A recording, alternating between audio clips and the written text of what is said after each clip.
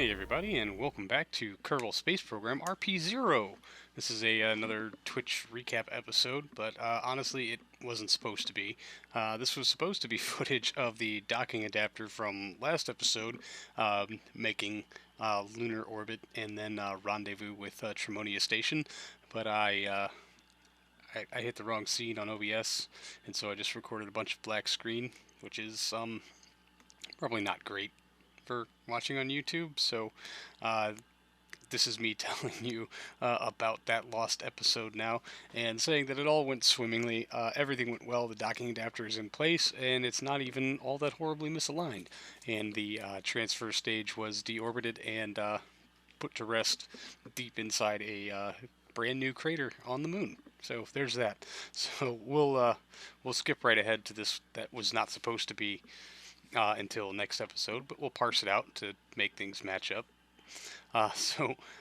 This is our Calisto lander mission, which is going to make a very small correction to make a gravity assist of Europa to help lower its orbit more in line with our target Calisto, so that we can start in earnest to actually go for orbital insertion, which I think we're maybe one or two more assists away at the end of this episode before we can just burn for broke and try to make that orbital insertion a thing. I think we should be well within budget after this assist, but well, you know, luck tends to change. So this is a fairly minor correction just to adjust things out a little bit and get ourselves hopefully on the correct side of Europa, and then adjust our periapsis so as to not incur any undesirable lithobraking. So with that done on the back of mostly RCS, I think we did do a little touch of engine fire. We now are set up for our next flyby, and it's in this nice little window before we have our next big round of things to do, which is of course preparing for our Venus launches, but we'll get to that more towards the end of this episode. So we'll start to make our approach, and of course we have done many flybys of Europa before, but it never hurts to go ahead and queue up Flight Computer with a lot of radio in commands so that we can try to earn some of this free science. I mean, we're going to be here anyway, and you never know what biome we might get this time. And if we're lucky enough to fly through a spire of water ice erupting from the moon as we come by, scraping the dust off the surface, then hey, you know, why not? We might get so lucky, although I doubt it. Yeah, they're not rendered anyway. But you know, if we're going to have repeated chances at it, we might as well hope for the best and just see what we can't glean. So, with our approach set in and Flight Computer all dialed in, we'll just check for our lines of comms and when we'll be losing them. Of course, right when we need them most. But I will leave that all up to old me. So, here you go. Alright, and we're going to go ahead and collect our first radio in. We haven't changed SOIs yet, have we? Yep, okay, 24 kilometers, so we might be a little close. Let's move you, Flight Computer. Biological sample reset. It looks like we've already hit this biome, obviously. Hey, there's a new one, gravity scan, 40 science, transmit that home. Make sure we get paid, I hope. Who knows? Rigid planes. Lineaments. That sounds like a new one. Nope. Reset, reset, reset, reset, reset, reset. Gravity scan. Pay dirt. Alright. Alright, Beastly Pig. Thanks for hanging out. See you next week.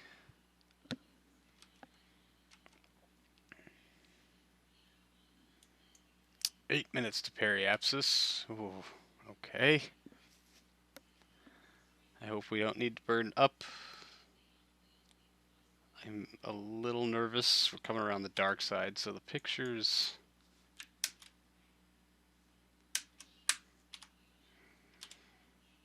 No connection. Great. We're a minute from being able to catch stuff. How soon before we can? No. Earth and stuff is down here. We're not going to be able to radio anything in until we've cleared the planet, the moon, the snowball. Well, that bummer. Directional comms is you can't aim for where the distant vessel appears to be. You have to aim for where it will be.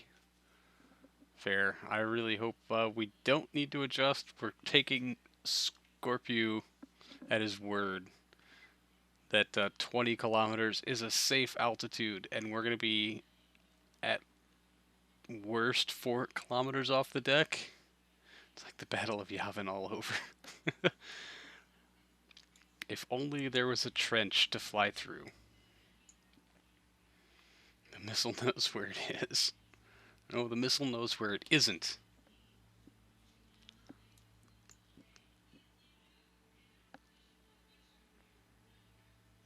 Oh, the Death Star being clear of the planet. Fair enough.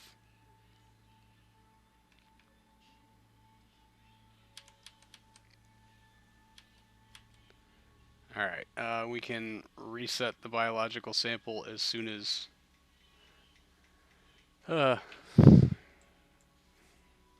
Actually, since we can't radio it in anyway...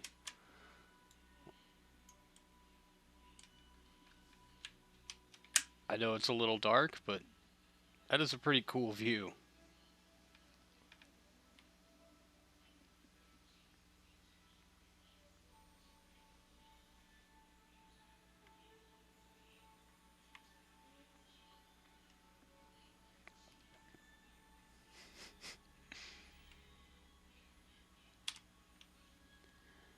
Alright, reset biological, reset telemetry analysis. Alright.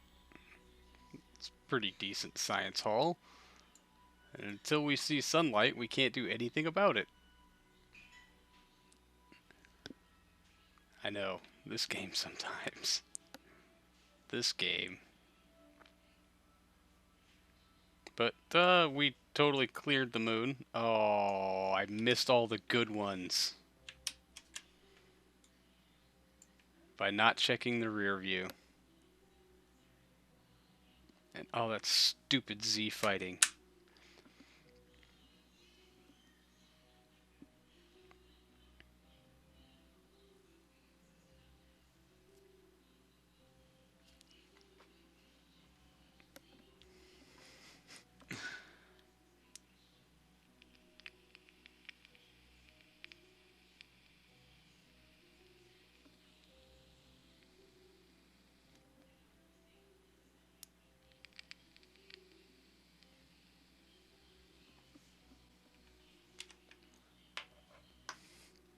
Do we have comms yet? Of course not.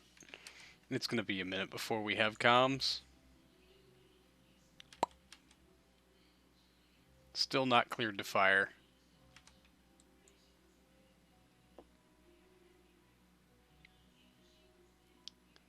Oh, there's Earth. There's Earth.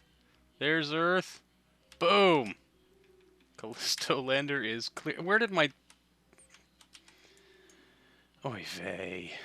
Alright, well, let's go through and right-click everything individually.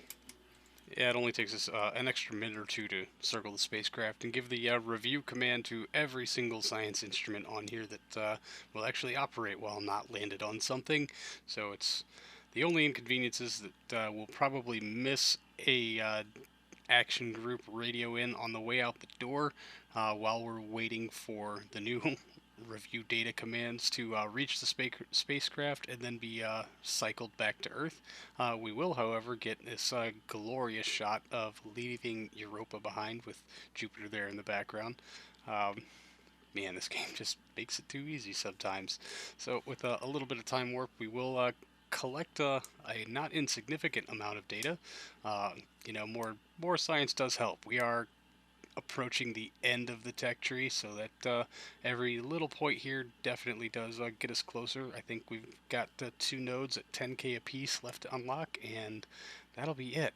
So we'll start plotting out our very next maneuver, or our next flyby. I was hoping that we could just go straight for Calisto, but it looks like that's going to be a couple of orbits out. And I think our next encounter will actually give us another flyby of Europa that makes things hopefully a little easier for us. Um, I don't know, to start making flybys of Callisto and to boost that periapsis back up and hopefully get us into a nice stable orbit.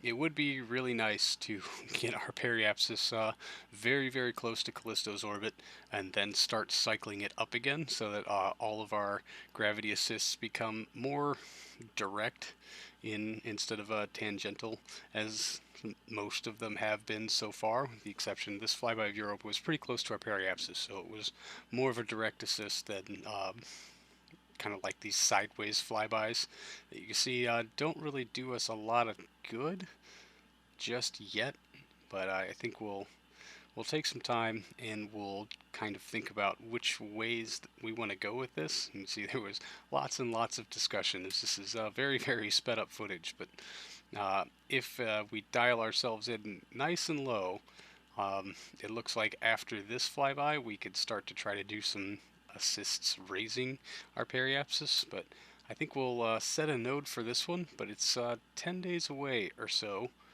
which puts it right in the middle of our Venus launch window, which is super, super convenient because, well, this spacecraft's going to get a lot of flybys very, very quickly, but we do have a lot of launches for Venus coming up, including this one. This, as you may know, is the BPR Block 1 carrying a Chestnut crewed spacecraft that will be taking 6 Kerbals on their way to our Venus orbital station, Ostrich Station, in the next coming days. The station is fully outfitted and ready to go, so this was just the last check before we begin the rollout, and that will probably be in this week's live stream. So that's going to do it for this one, everyone. Thank you so much for hanging out. I really do appreciate it. And I will see all of you in the next one. So until then, see you later.